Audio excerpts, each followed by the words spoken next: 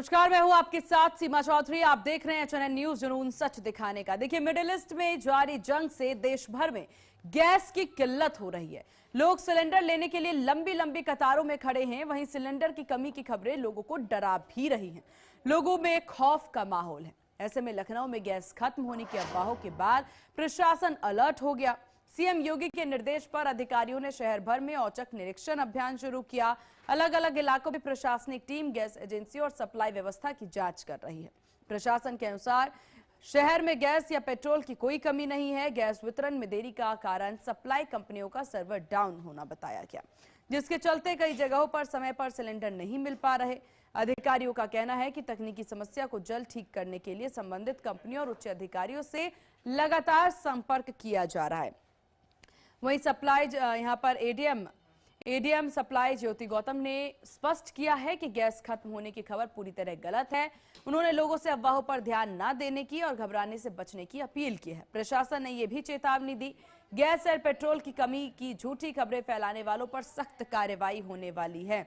तो देखिए, यहां पर समझना होगा कि जिस तरीके से स्थितियां नजर आ रही हैं, प्रदेश में प्रतिदिन औसतन 5 से 6 लाख सिलेंडरों की खपत होती है। ये भी हमें समझना होगा और इस खपत को पूरा करने के लिए हमारे पास तमाम चीजें हो, ये भी जरूरी है।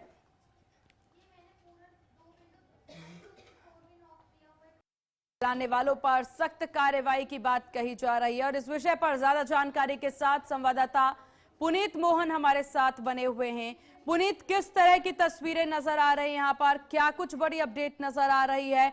क्या है ग्राउंड जीरो की रिपोर्ट?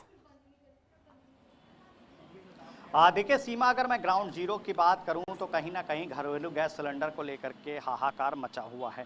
ये कहना गलत नहीं होगा कि जो सिलेंडर आसानी से लोगों को उपलब्ध हो जाया करता था, उस सिलेंडर को अब सीधे तौर पर पाने के लिए लोगों को काफ़ी मशक्क़त करनी पड़ रही है। विशेष रूप से ग्रामीण क्षेत्रों में, जहां पर पहले से ही सप्लाई में कहीं ना कहीं बाध्यता आती थी। अमूमन 1 से 2 दिन का गैप रहता था गैस सिलेंडर लोगों के पास पहुँचने में, लेकिन लोग उसको आदत बना चुके थे। और ऐसे में जब ये अफवाह आती है कि खाड़ी देशों में जो संघर्ष चल रहा है, ईरान और इजराइल अमेरिका का जो युद्ध चल रहा है, इसके चलते जो गैस सप्लाई है वो पूरी तरीके से डिस्टर्ब हो गई है और गैस सिलेंडर में बड़ी किल्लत होगी। अब एजेंसियों पर लाइनें लग रही हैं। आप तस्वीरों में अगर देखिए तो सीधे तौर पर लोग घरेलू सिलेंडर की लाइनें लगा करके अपना सारा काम छोड़ करके खड़े हैं और कहीं ना कहीं इसका भंडारण भी किया जा रहा है। अब सबसे बड़ी बात है कि जिला आपूर्ति विभाग जो हर जिले में तैनात होता है, यहाँ पर जिम्मेदारी उनकी होती है, लेकिन सीधे तौर पर देखा गया है कि सरकार चाहे जो भी रही हो सीमा, जब आकस्मिक स्थिति इस तरह की बनती है तो पहले से कोई तैयारी नहीं रहती है और ऐसे में लोगों को कहीं ना कहीं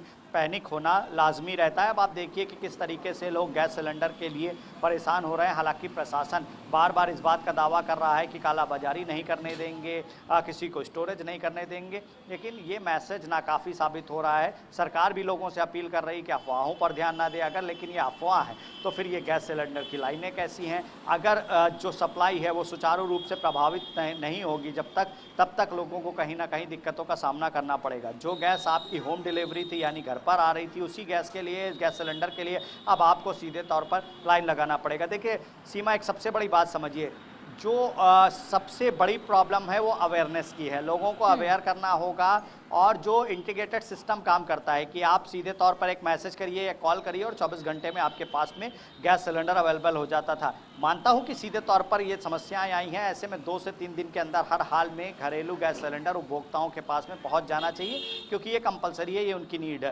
कॉमर्शियल सिलेंडर पूरी तरीके से बंद कर दिए गए हैं, जिससे होटल रेस्टोरेंट व्यवसाय को एक बड़ा नुकसान हो रहा है। इस पर भी सरकार को विचार करना चाहिए और कागजी आंकड़े प्रस्तुत नहीं करने चाहिए। जमीनी धरातल पर उतर करके कहीं ना कहीं अब मशक्कत करनी होगी। जो ये मशक्कत तभी होगी जब जिला आपूर्ति विभाग और पुलिस की संयुक्त टीम काम करेगी, सुचारू रूप से कालाबाजारी नहीं होने देगी। क्योंकि कई जगह पर या तो सिलेंडर नहीं मिल रहा है या तो 14 किलो का सिलेंडर 12 किलो का मिल रहा है। मजबूरी में लोग उसे ले रहे हैं। तमाम जगह आप लड़ाई झगड़े भी देखेंगे और ऐसे में एक सबसे बड़ी समस्या है कि आखिर ये कब तक चलेगा, क्योंकि आप देखिए जिस तरीके से ईरान और इजराइल अमेरिका का जो युद्ध चल रहा है, अभी कुछ भी क्लियर नहीं है कि भविष्य में क्या होगा। ऐसे में लोग पैनिक हो रहे हैं, कभी वो गैस सिलेंडर की तरफ भागते हैं तो चलिए ठीक है पुनीत, आपने तमाम जानकारी दी कि ग्राउंड जीरो की स्थितियां कैसी है। हमारे साथ मेहमान भी बने हुए हैं, चर्चा की शुरुआत करते हैं।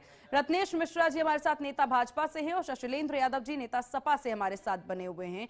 सबसे पहले रत्नेश मिश्रा जी, क्या ये स्थितियां सरकार नहीं देख पा रही हैं? क्या ग्राउंड जीरो पर क्या हो रहा है, जनता कितनी परेशान है, ये नहीं समझ आ रहा है प्रशासन को। देखिए, आपको और सभी साथी पैनलिस्टों को और देश की जनता को मेरी तरफ से जय श्री राम।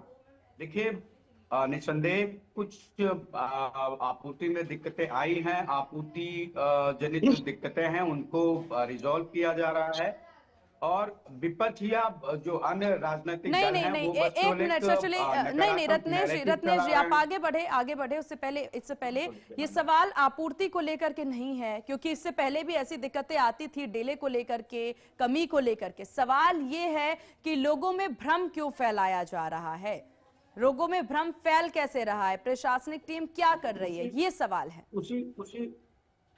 उसी बात का जवाब तो मैंने जैसे शुरू किया, आपने मुझे रोक दिया, इसीलिए कह रहा हूँ ना कि विपक्ष। मैडम सुनते नहीं। हाँ बिल्कुल मैडम, सुनिए तो। हाँ, ये अब देगी तो थोड़ी जवाब दे पाऊंगा। सवाल क्या है तो थोड़ा सा धैर्य रखिए। देखिए, मैंने जो कहा कि देखिए, भारत में गैस आपूर्ति, हाँ आपूर्ति के स्तर पे कुछ दिक्कतें आई हैं, और आपूर्ति की दिक्कतों को लेकर विपक्ष ने तुरंत हल्ला मचाना शुरू कर दिया कि भारत में ऊर्जा संकट है, भारत में पेट्रोल डीजल का स्टॉक नहीं बचा है, भारत में एलपीजी का स्टॉक नहीं बचा है। जबकि वास्तविकता ये है कि पिछले 12 सालों में जब तक हमारी सरकारें थी, पहली बार ऐसा समय आया है जब लोगों को गैस सिलेंडर के लिए सीमा जी लाइनें लगानी पड़ रही हैं। और कांग्रेस, इसके पहले कांग्रेस की सरकारों में ये बड़ी कॉमन चीज थी, लोग लाइन लगाते थे। हम लोग खुद जाते थे थाने के सामने जाके, सिलेंडर बढ़ता था, पुलिस खड़ी होती थी, तब जनरली सिलेंडर मिलता था, और उसमें भी जिसकी सेटिंग होती थी एजेंसी वाले से वो पा जाता था, जिसकी नहीं होती थी वो नहीं पाता था। लोग 1-2 किलोमीटर की लाइनें लगा के खड़े रत्नेश जी, रहते थे। कब तक इस तरह की बात आप लोग करते रहेंगे? 2013 और 2026 में कितना फर्क होता है ये समझ रहे होंगे। नहीं, एक सेकंड, प्रशासन आपके हाथ में, प्रशासन सरकार आपकी, यहाँ पर सोशल मीडिया का उपयोग करना भाजपा बहुत अच्छे से जानती है, तो अवेयरनेस क्यों नहीं हो पा रही है? कोविड में भी ऐसी समस्याएं देखने को मिली थी जब जागरूकता की कमी हुई थी, लोग बहुत परेशान इस बीच हुए थे। पक्ष विपक्ष के चक्कर में जनता कब तक परेशान रहे? शशिलेंद्र यादव जी। देखिए सीमा जी, आपने तो मेरी बात जो अपने देश होने दी। जो गैस आएंगे सर, बहुत समय आएंगे आपके पास, रत्नेश जी आएंगे, एक ओपनिंग कमेंट लेते हैं फिर आते हैं आपके पास। कहिए। देखिए, जो अपने देश में इस समय गैस की क्राइसिस है, तो उसकी जिम्मेदार भारतीय जनता पार्टी की सरकार और स्वयं इस देश के यशस्वी प्रधानमंत्री नरेंद्र मोदी जी हैं। जब से भारतीय जनता पार्टी की सरकार इस देश में है, आप हमारी विदेश नीति देख लीजिए। जो हमारे ईरान से रिश्ते थे, क्या आज वो रिश्ते हैं? भाई, इजराइल ईरान का युद्ध हुआ, पहले भी कई देशों ने युद्ध किया, हमेशा हम तटस्थ रहे। भाई, क्या जरूरत थी आपको इजराइल जाने की? और जैसे इजराइल से वो वापस आए, 2 दिन बाद हमला होता है। उसके बाद शशिलेंद्र यादव जी, आप लोग कैसी बातें यहाँ कर रहे हैं? विपक्ष ग्राउंड जीरो पर हाय तौबा मचा करके जनता को परेशान करती है, ऊपर से आप कहते हैं कि जंग होती रही है। कि आप लोग क्या बयान दे रहे हैं, कुछ सुन भी पा रहे हैं आप लोग? कहिए, जिम्मेदारी से बातें करिए आप लोग। मेरी बात सुनिए। 28 फरवरी को जो हमला हुआ, खमेनी की हत्या हो गई, आपको एक स्टेटमेंट देना चाहिए था। पड़ोसी देश या दूर का देश, जो भी देश है, एक राजनीतिक विदेश नीति होती है कि आपको एक स्टेटमेंट देना चाहिए तटस्थ रहने का। हम कुछ ना करते तो हम सद्भावना देते या फिर हार्मोज स्टेट ऑफ हार्मोज है, जहां से हमारे गैस या तेल की व्यवस्था होती है, उसको ईरान ने बंद कर दिया है। हमारे देश में 33 मिलियन टन सालाना एलपीजी का खपत है, लेकिन अपने देश में सिर्फ 12 मिलियन एलपीजी का उत्पादन होता है। 21 मिलियन टन जो है हम लोग, उसका 90% एलपीजी सप्लाई कतर से होता है, और कतर अरब देश का एक हिस्सा है। तो एक स्टेट ऑफ हार्मोज के रास्ते से कतर से एलपीजी भारत आता है, क्योंकि वो रास्ता बंद हो गया है। उसकी वजह से हमारे देश में क्राइसिस है। देखिए, एक विपक्ष के नेता या राजनीति में हम लोगों को क्राइसिस है, आप कह रहे हैं क्राइसिस है। अच्छा रत्नेश जी, क्राइसिस है। सीमा जी, मेरा समाजवादी पार्टी के नेता से एक सवाल है। जरा बताइएगा कि स्ट्रेट ऑफ हार्मूज से पूरे विश्व का कुल कितने प्रतिशत ऊर्जा का आयात निर्यात होता है?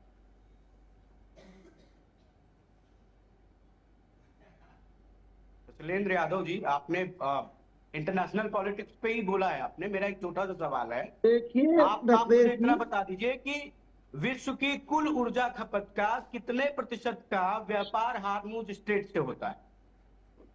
देखिए कितना जो प्रतिशत? हम लोग अरे भाई 21 कितना मिलियन प्रतिशत होता? हम लोग को नहीं, पूरे विश्व का बताइए कितना प्रतिशत? सुनिए कितना सुनिए प्रतिशत? अरे 10%, 20%, 30%, 40%, 50%, जब हम 60%, रत्नेश जी 70%। रत्नेश उस जी मेरी जल बात डमरू सुनिए। मध्य से, उस जल डमरू मध्य से कितने प्रतिशत ऊर्जा का आयात निर्यात होता है? देखिए अपना देश जो विश्व की कुल ऊर्जा 21 खपत का मिलियन कितना टन, प्रतिशत? सुनिए जो 21 अरे मिलियन भैया टन मैं आपसे जो पूछ रहा हूँ, आयात विश्व करता है ऊर्जा उसका का कुल कितना 90% प्रतिशत? उस रास्ते से अरे मेरे गुजरता है। भाई, 90%, भाई मैं 21 आपसे मिलियन टन का भाषण नहीं पूछ 90% रहा हम हूँ, लोग कतर से मैं आपसे आयात करते भाषण हैं। नहीं पूछ रहा हूँ। अरे भाई अरे भाई शैलेंद्र मैं जी, भाषण तो दे रहा मैं हूँ, आपसे हम भाषण अपने नहीं देश पूछ की रहा, मैं बात कर आपसे रहे हैं। इतना पूछ रहा मैं हूँ कि कह रहा हूँ आपने 21 विदेश नीति मिलियन पर टन इतना का बोला, 90% खामनेई उस नहीं, रास्ते खामनेई से की हत्या पर होते आपने हुए बोला। मुझे कतर इतना से बता हम दीजिए लोग आयात कि करते उस हैं। हार्मुज जल डमरू मध्य से विश्व की ऊर्जा का कुल कितना प्रतिशत आयात निर्यात होता है? 10%, 20%, 30%, 40%, कितना? आपको नहीं पता है तो कह सकते हैं कि नहीं पता है, मैं उस पर कोई बहुत बड़ी बात नहीं है। सबको नहीं हो सकता है कि आपको ना पता हो। बात समझिए, क्राइसिस हमें नहीं, अपने मेरा देश में आपसे है ना, छोटा, मैं तो, अपने देश क्योंकि में है। आप तो जवाब मैं देंगे ये तभी कहता हूँ मेरी। कि 21 मिलियन टन हम लोग आयात करते हैं, उसका 90% उस रास्ते से होते हुए हम लोग कतर से लेते हैं। क्योंकि कतर ने प्रोडक्शन लाइन डाउन कर दी है, उसकी वजह से अपने देश में क्राइसिस है। आप देखिए कितने होटल बंद हो गए, कई फैक्ट्रियां बंद हो गई, और तो और अयोध्या जी की जो राम की रसोई है वहां तक बंद हो गई। क्या आप ये नहीं मानते कि हमारे देश में गैस की क्राइसिस है? शशिलेंद्र जी, रेस्टोरेंट्स में और यहाँ पर जो होटलों में है, कमर्शियल यूज हो रहा है या घरेलू यूज हो रहा है? घरेलू तौर पर जो लोग परेशान हो रहे हैं, आम जनता जो परेशान हो रही है, उसकी बात करिए। अगर ऐसी पैनिक की स्थिति है तो आप लोग ऐसा क्यों नहीं करते कि जागरूकता फैलाएं? सरकार से सवाल पूछना लाजमी है और उसका पूरा हक विपक्ष को है, लेकिन आम जनता को तो परेशान ना करें। देखिए सीमा जी, अगर ये समस्या इस देश में है गैस की, तो ये क्या स्क्रीन पे लेके आइए इन्हें। सत्ता पक्ष के लोग क्या विपक्ष से क्वेश्चन करेंगे क्या? ये तो इनकी जिम्मेदारी है कि हमारे देश में रहने वाले हर व्यक्ति को सिलेंडर मिले, तेल मिले, उनको कोई दिक्कत ना हो, ऐसी कोई अफवाह ना फैले। आएंगे रत्नेश जी आएंगे, एक बार बोलने दीजिए, आते हैं। इनकी जिम्मेदारी है ना। ठीक है, आपने मुझे मौका दिया, बोलिए रत्नेश जी, बोलिए। समाजवादी पार्टी के प्रवक्ता ने नहीं दिया। हाँ, अब देखिए सीमा जी, अभी मैंने समाजवादी पार्टी के प्रवक्ता से पूछा कि हार्मुज जलडमरू मध्य से कितने प्रतिशत ऊर्जा का पूरा व्यापार होता है, पूरी वैश्विक ऊर्जा खपत का। उनको इसका कोई अंदाजा नहीं।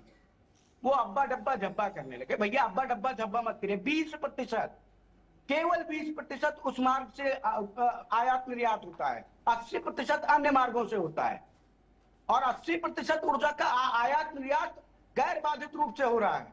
कोई दिक्कत नहीं है उन मार्गों पर, चाहे वो क्या कहते सी रूट हो, चाहे वो एरियल रूट हो, कोई दिक्कत नहीं है, कहीं पर भी कोई दिक्कत नहीं है। केवल उस हार्मुज स्ट्रीट पे 20% होता है, और उसमें भी भारत का केवल 8% ऊर्जा निर्यात उस मार्ग पे होता है। 8% ऊर्जा निर्यात का मार्ग बंद हो गया और इन लोगों ने हल्ला मचाना शुरू कर दिया कि पूरा भारत में पूरा ऊर्जा संकट उत्पन्न हो गया। थोड़ा तो पढ़ लेते भैया। और एक चीज, नहीं मैं आपके बीच में नहीं बोला था, मैं आपके बीच में नहीं बोला। अरे भाई शैलेंद्र जी नहीं बोल पाएंगे, अगर बीच में इंटरप्ट करेंगे तो फिर नहीं बोलने दूंगा, ये भी बता दे रहा हूँ। मैंने आपको सुना था, आपसे सवाल पूछा, आपके पास जवाब नहीं था। अब्बा डब्बा झब्बा मैं आपसे पूछा, बताइए। इन्होंने कहा कि खामेनेई की मौत हुई। अरे भाई सुन लो भाई, अरे खामेनेई, अरे सुनो, अली शेख के, अच्छा ये बताइए नहीं, आप लोग एक दूसरे का परीक्षा बाद में ले लीजिएगा। ठीक है, किसके पास कितनी जानकारी है ये बात आप लोग बाद में कर लीजिएगा। अभी आम जनता परेशान है रत्नेश जी। यहाँ पर एलपीजी, एक बार सुनिए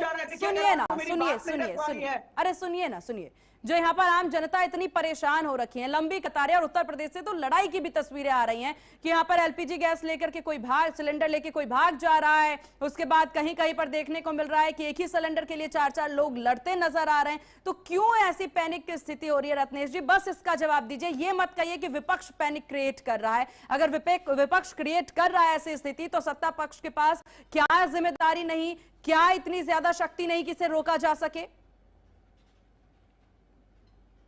कहिए रत्नेश जी। जी सीमा जी, मेरी आवाज जा रही है आपको? बिल्कुल बिल्कुल आ रही है सर, कहिए।